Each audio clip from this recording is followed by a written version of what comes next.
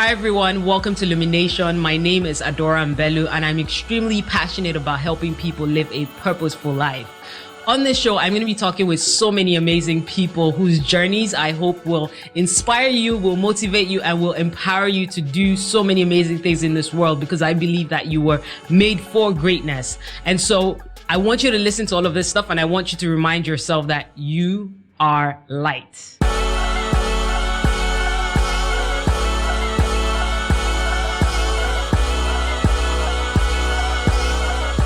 Today's guest, Yemmie Odusonya, popularly known as Sisi Yemmie, is a food, parenting, and lifestyle blogger, vlogger, content creator, and a mother of two. With over 200,000 subscribers on YouTube, she is considered one of the pioneers of YouTube vlogging in Nigeria and was featured on CNN's Inside Africa.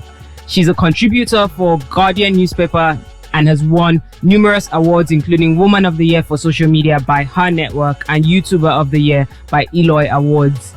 Sisi Yemmie has a bachelor's degree in mass communications and a master's in international studies and diplomacy. On this episode, Yemmie talks about loving what you do and trusting the process. Yemmie, it is so nice to have you on the show. Thank you so much for being here. Thank you for inviting me. I know you traveled quite a bit, but you made it. See, I've never been to this part of Lagos before. Where I live is so much more different. The road is just straight to wherever you're going. Right. But here, so many bridges, turns, and I was so confused.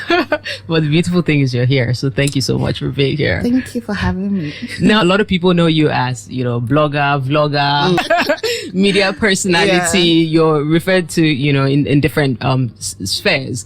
But I want to sort of talk about your journey pre all of this, right? Okay. So before we knew Sisi Yemmie, okay, right? What was going on with you?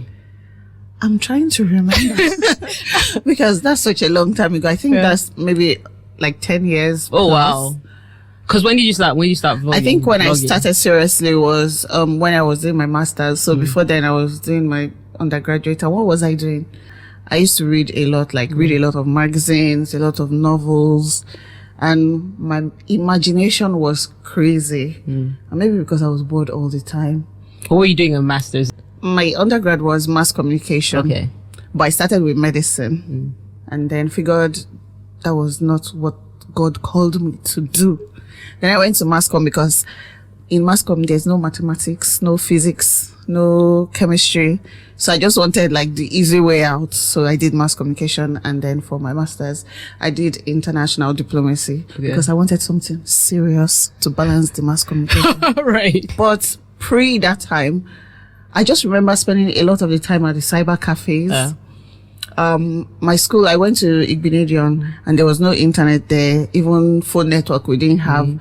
I would travel to Benin weekends. I'll go on Friday, come back on Sunday.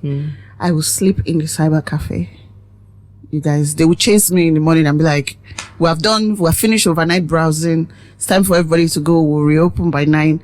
I'm there waiting for them to reopen. So I just remember spending so much time at the cyber cafe a lot. Yeah, browsing, discovering what Google.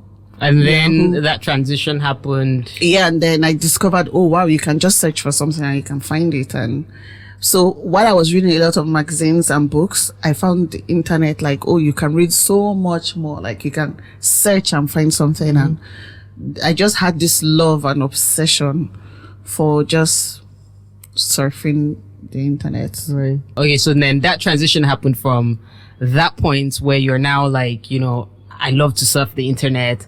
I love to, get engaged with material that I'm seeing. And then I'm going to start gist.com because that's where it started from, right? Yes. So what happened was I traveled abroad for my master's, and that was the first time I saw unlimited internet. And I was like, wow. So I can just be browsing every day. And then my my timetable at school wasn't really hectic. It was go to school 3 times a week. So you can imagine what I was doing with the rest of my time. Just reading a lot of blogs, and then from reading blogs, I just feel you kind of make the transition to watching videos, because somehow I just discover YouTube and I'm like, oh, okay. So some people are vloggers and some people are bloggers. So the more I read, the more I wanted to start creating content because I'm like, this is something I can do. When I was in uni for my undergrad, I used to write in what they call it. Is it foolscap sheets? Those Right. A4 notebooks, and I will fill it with stories that I've imagined in my head or some that I have experienced, and I will give it to people. You know, when someone comes to your house back in the day, you give them your photo To album. read, to look at it. Now I give them my book and I'm Or your like, slum read it, but book. did you find it funny? Like, did you laugh at that spot? If you didn't laugh, I'll go and make you funnier or something. And what I did was just migrated everything that was in that book and started the blog. And that was just how I started with blogging, and then that transition just to kept vlogging going. and kept growing. Yeah. And you know what I really love about what you've just shared is that whenever people, talk about their journey and they talk about what they're doing now, they always, people feel like you have to start from a very deep place. Like you discovered something, No, then, I I feel like you took your hobbies and Let turned me it tell you into something about me. I was a confused child. That's what you say. Like, even till now, if you ask me, what do you think your purpose is? Sometimes I feel like I don't know because I'm Right. like, I'm just winging it till Right. this spot. And I didn't know what I wanted to do with my life. You know, when people are like, I want to be a doctor, this, I didn't know what I wanted to do. So getting here is just amazing that it can come from almost nothing, really. But even as you say that, like you've accomplished all the things you've accomplished, Yeah. based off of you just being passionate about what you do and Yeah. you being excited. And you're saying, there wasn't a particular plan and you Yes, stumbled no into plan. it. But I would like to say that, or I'd like to think that there was at least like some characters that you had, some character Yeah. traits that you had that have brought you this far. Because it's not as easy as it Oh my seems goodness. to do what you do. When people think about vloggers, they just think you are sitting in front of the camera and that's Having it, fun. right? And I mean, there's so much that you're committing, whether it's financially, emotionally, like your Yes. energy. Like, if you're not in the mode, that video is not going to work. Right. It's just crazy. So tell me about the process, like all the things that we don't see on camera. Okay, I would say, first of all, one character trait that I have come to admire for myself is I can be very hardworking. Like, if I want something, even if it means I don't have to sleep for 1 week, I will not sleep and I will get it done if I really want it that bad. I can be hardworking, very, very determined. If I really want something, I go out and get it. Strategic. It might not look like strategy for a lot of people, but I'm very strategic in how I create my content, typically. And all those things just really help me to create the best kind of content that I create. And I don't know how I got those characters, but here we are. But the process usually is me thinking about it depends.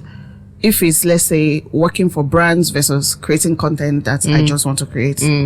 So I just, first of all, think about what I'm trying to create, the message I'm trying to pass across to, and I think about my audience, and I think about my language, how they perceive me and how I perceive myself. Right.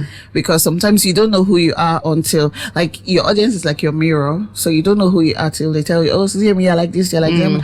Oh yeah, actually, I'm this kind of person.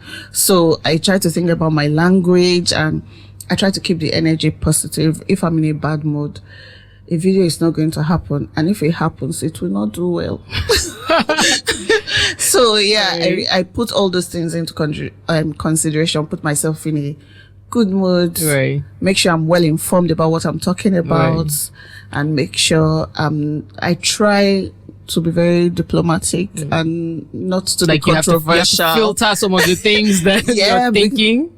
Because it takes a while, when you've been on YouTube or on the internet for a while, you begin to see that a lot of issues are sensitive and these are things that nobody taught you about, but you just learn as you go. So I try to be sensitive to people's feelings and I've just learned a lot and grown a lot from doing what I do. Yeah. And that's usually the process. And then how do you conserve your energy though? Cause I mean, you're always on, because you're recording. When you record and you put content out there, that's a lot of energy used. When you come out of your house and you're seeing people that know you, you have to keep hugging people and keep smiling from morning to night. So that's energy. So like, how do you conserve your energy? I think that's just why I like where I live, because I just live far away from where anybody can just wake up in the morning and see me. So was that deliberate? Yes, it was very deliberate, because once you step out these days, everyone is like, oh, Sisi Yemmie. I go to church. I went to church for the first time in a long time since I've had my baby, and to a church that I've never been to. That was on Sunday, and everywhere, Sisi Yemmie. And I was like, if I came to church, how am I even supposed to concentrate? Right. Do you understand? So I like my space. When I'm in my space, I recharge, and then I can step out. If I don't recharge, I'm just not good. Yeah. At all. I'm very shy, first of all. Yeah. I will run away from people, and I don't know. It's just weird coming out and getting recognized, first of all. So it can be overwhelming, and very, especially because when you started doing all of this, like, that wasn't the primary goal. So you're just thinking, blogging, you know. So you're just thinking, I'm just creating, I'm being myself, I'm documenting who I am. And somehow you guys seem to think that I'm interesting enough that you've made me a celebrity. And then now... And I'm like, now do I have to become an actress? Because we have to consolidate this thing. Right. But do you ever feel like, so even just, to jump off of that, do you ever suffer from imposter syndrome, where you feel like, you know what, like, I think you guys are maybe giving me too much credit? Like, sometimes I do. Yeah. Actually, that's why I say I'm very, very shy. I think the word I would use previously was very, very timid. You will never catch me in front of the class or answering a question or bringing attention to myself. But when you do this kind of job, it's basically bringing attention to yourself. And every day, sometimes when I think about it, I'm like, am I this person that they say I am?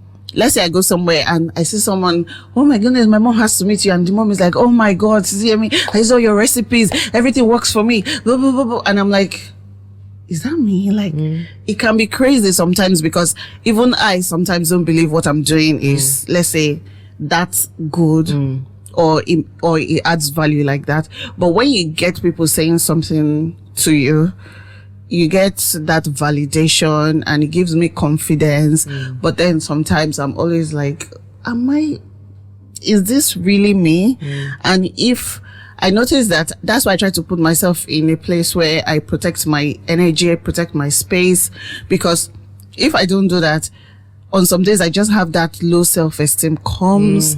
I cannot create content. It might take a week, but I just cannot create anything because I just feel like you shouldn't be doing this. You're not as good as you think or as good as they say you are.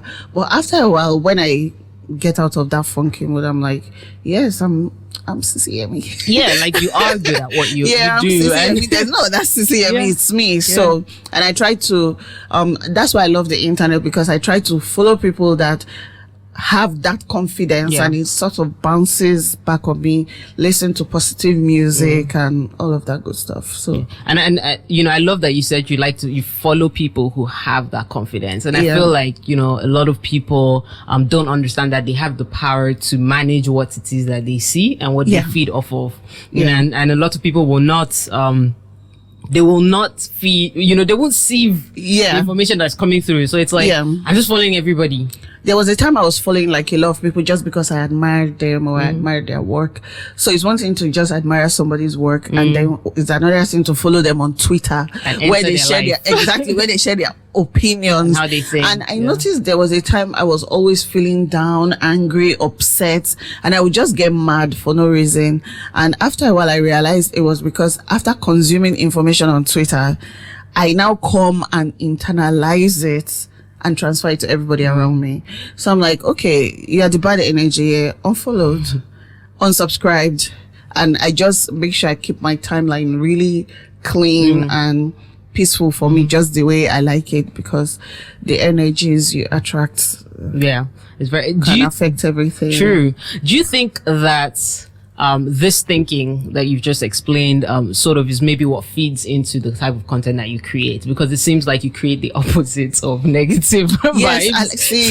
So does it feed into like where you're like, you know what, there's so much negative, I'm going to create I'm going to be interesting positive because stuff.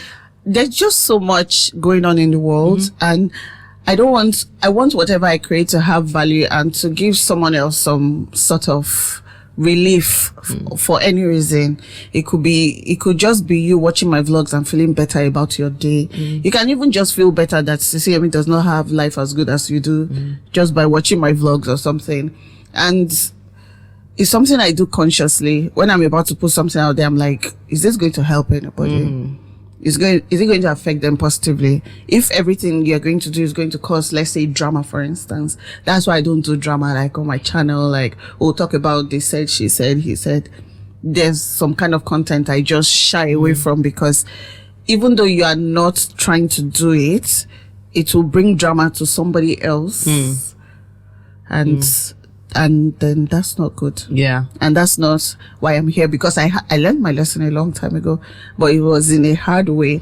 And I think that was the time I realized I had a voice, or that people actually listened to me.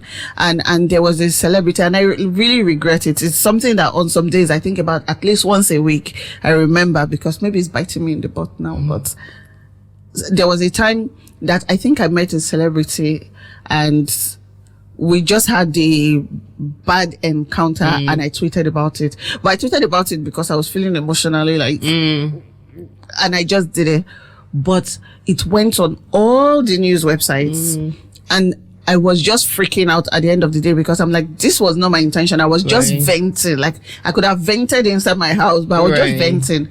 And now it is still everywhere. It's still viral. So since then, I'm like, you have a voice. You have to be careful what you use your voice and your platform for. Yeah. So yeah. And that's very important. Like, it's interesting because, people tend to think that, the more controversial you are, the more publicity you'll get, the more brands will work with you, which sounds crazy. That's just the times we're in. It sounds crazy, but the times we're in, it's like someone will do something and then brands will still work with them, regardless of what it is that they've done, even if it goes against, all ethics, right, that the brand is about. But you've been able to build, something while being almost a goody two shoes, so to speak. And I think that's annoying as well, because there's so many people trying to prick that bubble. Like, we're sure there's something. So we have to else. pull out the controversy. She's too much of a goody two shoes, and it annoys a lot of people. But congrats, because you've been able to build something with this, and something amazing, a vehicle, and I can see how. Even just doing that has opened up doors for so many other people. There are people who are influenced by, what you were creating, and they created their own things, and now they're thriving in those spaces. But do you ever, so I know, recently I looked at your YouTube subscribers, it's like almost, we're at like 230,000 plus. I almost want to say we're almost at 300, but because technically we almost are. Positive thing. And that's a lot of people for social media, because with Instagram and all the other platforms, like, it's easy to just follow, but with YouTube you have to actually go and subscribe.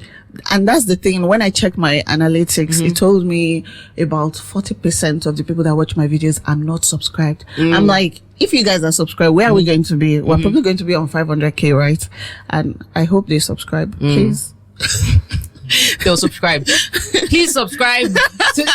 We're gonna put all the please subscribe, because we're gonna put it on the screen. So why are you coming back to watch every time when you're not subscribed? I know. Well, some people don't know to click the subscribe button anyway. They just search all the time. But I also think that, I was saying to someone earlier is that, with YouTube subscription, you have to actually log into your email.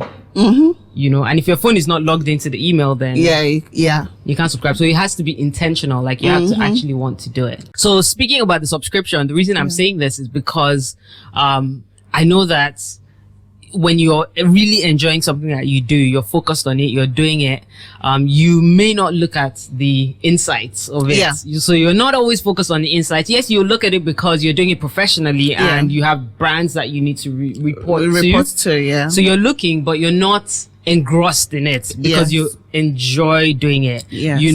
But how is it for you, right?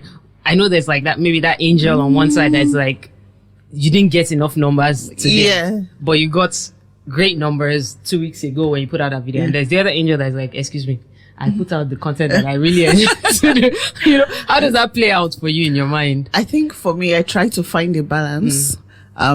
So you have to create content that you love, but you also, like, if you're doing it as work, as I do now, it will be difficult to keep creating content that you love that is not working out. So it has to be productive. That's where the strategy comes in. So now you have to be strategic about how you place content, how you upload, thumbnails, captions.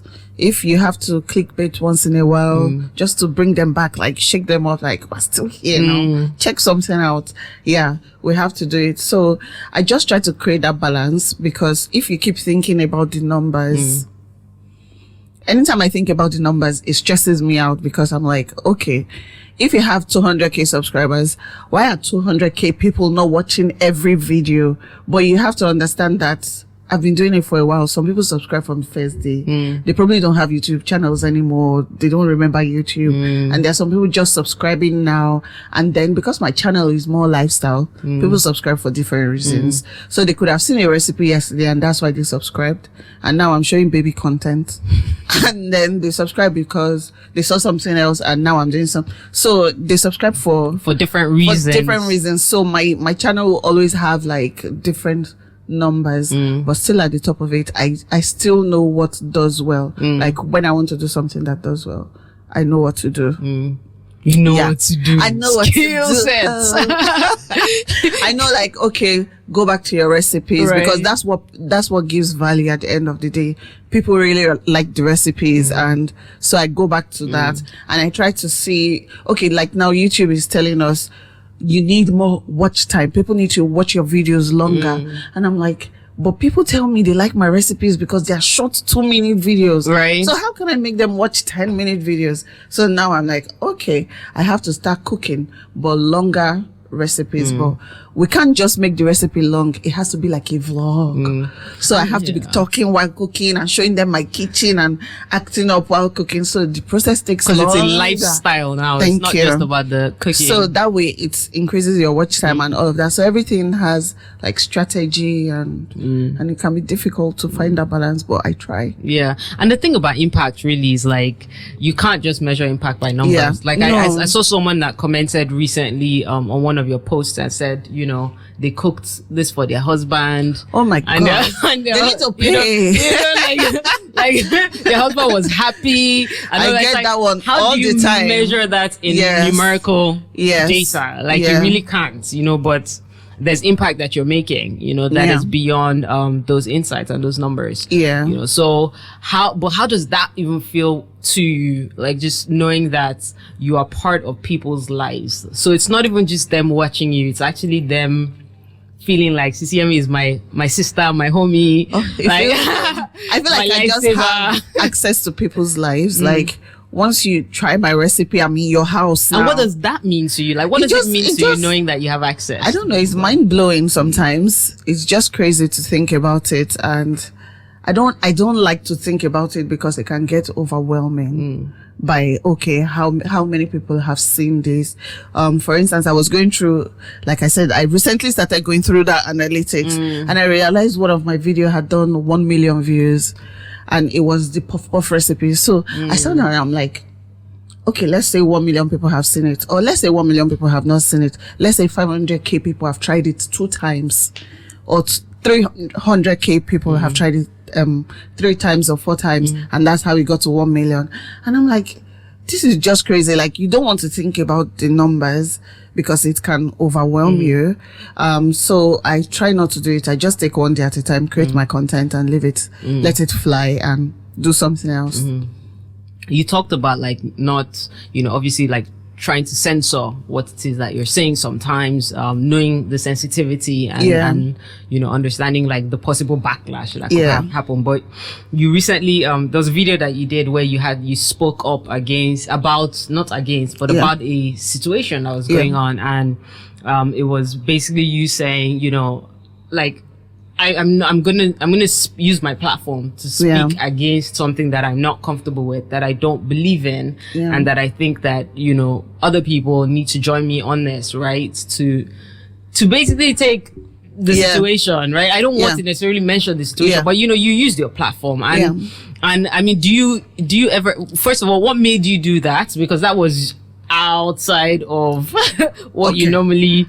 I feel like post. Once people burst the bubble, they will discover that Yemmie is a really, I don't know what words to use, but I'm very opinionated. And I realized the internet is not really the place for that if you're trying to build a certain kind of career. Because that post was like activism, basically. So that's, when you come to my house, those are the kind of conversations I'm having. I'm fighting everybody arguing with me. So I'm very argumentative on a normal day and very strong opinions on things that I feel strongly about. And I try to, I guess because I do YouTube and all of this as a career now, you have to kind of separate yourself from the business. So if I wanted a platform where, I will talk about what I'm passionate about, I will create something new. But I did that because it was just too much. Like I just couldn't let that one slide. And I would love to do more, but when I create a different platform that is not my business, because sometimes people they just want a recipe. They don't care. So that's why I'm just like, okay, you have to separate the person from the business, and that's why I did that. And that's a great facial reaction. I hope the camera captures this. Perfect facial reaction. And so, you know, with what you're doing now, obviously you do this professionally. Like this is your full-time job. Yes. How did your family and your friends take it at the point where you said, you know what, I'm doing this thing? Well, like this thing is going to pay me. I'm going to do this, and it's going to be lucrative. This is great, but they've always been supportive. That is the major thing. I remember when I was still dating my husband, and we were going, I think, on a date or something, and he said, "You're always on this Twitter. It's not like this Twitter is paying you or anything." And I'm like, "That's an idea. Twitter needs to start paying me for being on Twitter." Right. So I said to myself, how can I monetize this platform? I just don't want to be here just to be here. I don't just want to be on Instagram just to be on Instagram. Like, it's fun, but at the end of the day, like, those are hours wasted, and I need to monetize it. And that was when I started thinking about the money part of it. But they've been very supportive, because he was the one that actually told me, oh, there's something called blogs, like you should read blogs. And I'm like, blogs? So I started reading blogs when he told me about it, and everybody's supportive. My parents are. Vlogging involves like showing people, sometimes like personal vlogging. You show your house. First of all, so many people don't want that kind of invasion of privacy. You show things like I did kids. A video about giving birth. I took the camera into the theater with me, and so many people find it odd, but my family, they're very supportive. Let's say my in-laws. And I try not to overdo it. Like, I try not to bring a camera on everybody's face. But if it's necessary, there's like boundaries. There's boundaries, then I would. But I just appreciate the fact that they're very supportive. If they see my name somewhere, they'll tell me, oh, Yemmie, I saw your name in a newspaper, and I'm telling people that you are my daughter-in-law. Or let's say my parents are very happy about it. When I write for my, as a contributor, food contributor, they would always buy the newspapers and support. My mom would literally walk on the road and be like, do you know my daughter? The person is like, no, I don't know your daughter. She's a YouTuber. You better go and subscribe to her channel. So she's very supportive, and everybody around me is supportive. And without that support, I'm not going to be able to create the kind of content I create, because now I do food, family, parenting, family, lifestyle. There will be no lifestyle. Right. There will be no family. There will just be food. Right. At the end of the day. So I need everybody's support, and I get it. I'm always happy. Even my friends, because at the beginning when I was vlogging, it was maybe going to birthday parties, anniversaries, and then showing them in my videos. Sometimes people don't want that. Right. But they allowed themselves to be muses for my YouTube channel. And then it's obvious that you really enjoy this. Because I know the first time I discovered your videos, actually, You were showing the most random thing. You were going to houses, people's houses that were up for rent. Yeah. And you were showing around the houses. That's how I found you, because I was looking for. I think I was trying to move, and I was looking for a place, and then somehow I had Googled and stuff, and like your video came up, and I thought you were like an estate agent, but you were not.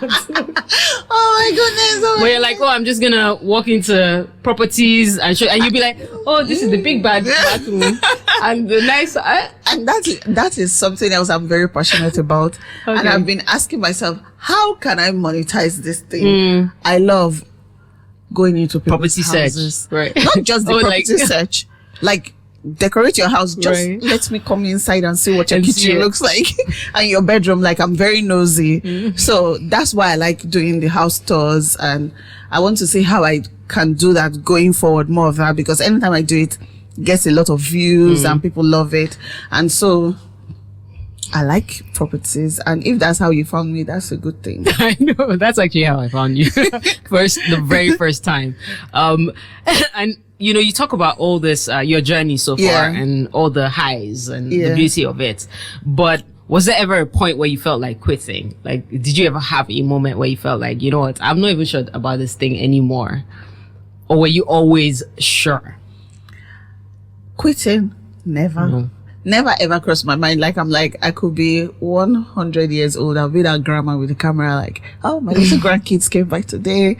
And I just love it. I love that. Yeah, it might not be on this level I'm doing it, but I would always be that person that loves to share. I think that's just the thing. I love to share. That's why I just blog about everything, film everything. And I feel like I want every moment to be accounted for and to be on camera. If it was possible to have a camera 24/7 in my house, I would, but it's not possible yet. Yes. It's gonna happen. Yes. So yeah, I could possibly be a reality TV candidate. Right. But no, I wouldn't allow that. But I love it so much that I can't even imagine not doing what I'm doing. I don't know what I'll be doing. And I love this because, I mean, you've owned the fact that, you know, you are like, this is you. Like, this is not even you creating a personality. This is actually, this is my life. I'm just documenting who I am in person, and you know, I'm just being and enjoying it. Yeah. And I think the beauty about dreams and visions and, you know, purpose and just life in general is being able to just wake up every day and truly enjoy what it is that you do. Exactly. I know that what you're doing, that you're enjoying, is actually impacting people. So you're killing multiple birds with one stone. Oh, thank you. Because I've been thinking about that lately. There was a time I used to feel bad because I used to be like, oh, this is not a professional job. You know how people say, oh, they're just YouTubers. YouTubers, go and get a real job or something like that. And I used to tell myself, wow, let me say, you need to find something real to do. Yeah. But I sat down the other day and I'm like, anytime I find myself feeling confused about my future, it's because I have stopped thinking about what I do right now and what I enjoy doing. So anytime I feel like career-wise, I'm getting confused, like, oh, I don't know, 2 years from now, what will I be doing? Oh my God, I'll be dead or something, like everything will be gone.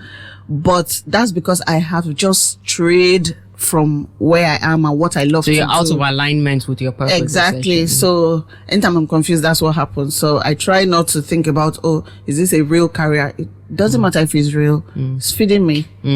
I love it. It's perfect. I feel fulfilled.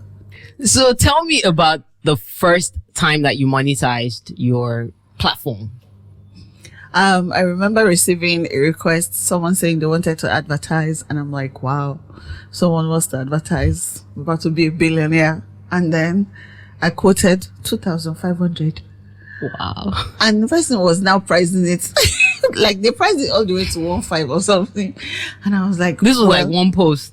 Yeah. And I was like, at least they're paying for something. Like, I can actually make money from this. And then I did that ad. And I remember I was doing 5K ads for a long time. And then someone reached out to me. I think that was my big break. Someone reached out to me and, oh, we want you to work with this food brand. And that was the first ever. I've only been cooking maybe 5 posts. So I was surprised. Oh, you want to advertise with me? Okay.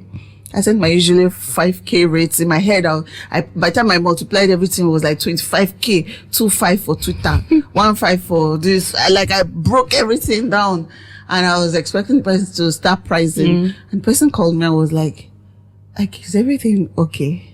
I said, yes, everything is fine. He was like, okay, do you know what you're going to do? Because I don't see how else I can help you. I'm going to send you an email. Copy that email, then send it back to me. Right. And the person did the email, and the figures went like 6 figures. Wow. My hand was shaking like this as I was like sending it You're back. like, are you sure they will approve it? I'm like, I'm just doing it because the person said I should do it. And that was my first big break. But prior to that, I was doing like 5K post, and it still felt very good. It felt very good because I did. I'm sure it still feels very good now. We've graduated way past. We thank the Lord. We thank the Lord, because that makes the content creation very sweet when we have the remuneration. Yeah, because there's a lot that you invest financially into what you do. It is, and people think like maybe it's cheap, easy to do, but a lot goes in. Even if you say, oh, okay, let's say a day out with the family. Family has to be looking good. Everybody has to dress nice. Clothes cost money. Family has to eat. Family has to eat and be in a good mood before they be in your videos. Because when everybody's grumpy, video does not happen. So everybody has to be happy. And it takes money to make people happy sometimes. And it just takes money for things to run, internet, for generator to be on so that you can be editing, for you to afford to pay a nanny so that you can be doing something else while nanny is doing something else. And it just takes a lot for the whole system to run. So money is good. I like money. Money is not a bad thing, and I always say this to people. It's unless I feel like people, I feel like people always think like it's one or it's either or. So it's like you're either passionate and creative about what you do, and then you don't care about money, or. And I think they do that too, like content creators a lot. Like, oh, you're advertising again. Like, what do you want me to do? I have to eat. Like, I have to advertise. I'm bringing you value. You might as well allow me advertise on my platform so that you continue to see more content. If not, I'll go get another job somewhere. That will pay me. So, I mean, it's beautiful that you've been able to monetize your passion. It's amazing. And that's amazing because it's a miracle, actually, because I never saw this coming. Because it's not easy to do, and it takes time. When I started, there was no influencer content creator. There was nothing like that. So for me, I just feel like I feel like some things happen for me. So I feel like God created this influencer life for me. You, right? Yeah. I mean, there's that. There's the grace of it. You know, there is the hard work, like you said. There's the patience, because, like you said, you've been doing this thing for like 10 years, right? It's not like overnight, But then some people discover you now and they think it's overnight. Like they think, oh, I didn't hear about her last year, but now I heard about her this year. She's just everywhere. She does everywhere. But you're like, no, I've been doing this for a while. I don't even need to argue. Just go to my YouTube channel. You see my old videos. I don't even say anything anymore. Yeah. And you while doing this, you've obviously also had to build skill sets, because you edit, you edit by yourself. Yes. You do everything. You light. Yes, lights. I'm everybody 6-in-1. Makeup artist, wardrobe consultant, everything. So it takes a lot of skill. It does. And by the time I finish filming, I'm tired. Because when I want to film, I wake up and I'm like, okay, now set the mood. Make sure the room is arranged. Nothing is out of sight. You know how you're the one creating the content. You're filming yourself. You cannot see the teddy bear that is not supposed to be there until you finish filming. And then you're watching back and you're like, what? Somebody passed as I was recording. Now we have to film it again. And then you have to do it. And then you have to do your makeup, because I notice people like to watch pretty people or things that look good. So I invest in learning makeup. Learn to do your hair, dress nice. Like sometimes when people watch your videos, it's like aspirational. Like, oh, Sisi Yemmie, your lipstick or your whatever is looking perfect today. I worked hard to make sure I brought this to you. I knew that it would catch your attention, but I'm just making it look like it's so casual. I just wear nice lipstick all the time. No. It was intentional. Yeah. Yeah. It's effort. Everything I put in the background. Oh, Sisi Yemmie, I just noticed your fridge. Oh, you did? I actually put it there. You should have noticed it. I've been putting it since. I want somebody to ask me about this fridge. You're like, why did you just notice on 5 episodes after? It takes a lot, and it takes a lot of skills. I didn't know how to edit before. I learned how to edit on the job, learned the kind of camera I needed. Like, after a while, you watch videos, you're like, I noticed some videos have blurry backgrounds. How do I get there? Then you type blurry background video, how to get it. Then you start seeing different lenses come up and all that. So I learned everything on the job, editing, all of that, writing. So I'm gonna wrap this up because I wish we had like more time because I feel like we can gist forever. No, but that's beautiful. We can gist forever. But I think we'll continue to gist online. Yeah. Right. Can you just tell me one of your favorite quotes or sayings or something that you live by, and what that means to you? Life is simple unless you're not.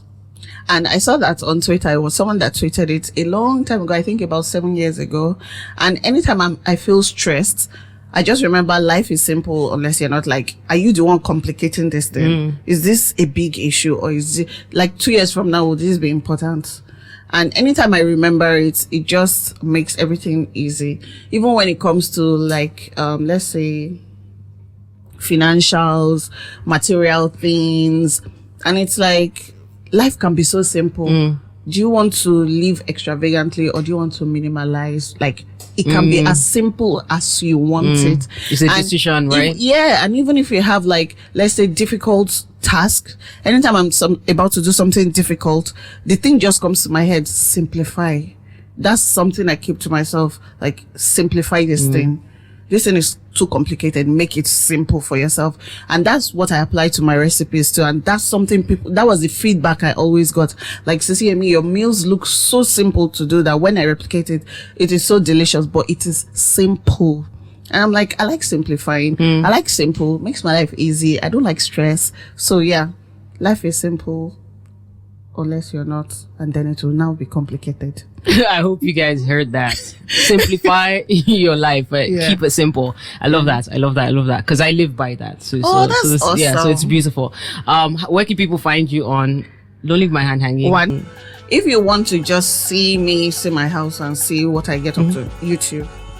If you want to see pictures, like pretty pictures, Instagram. If you want to know what's in my mind, Twitter.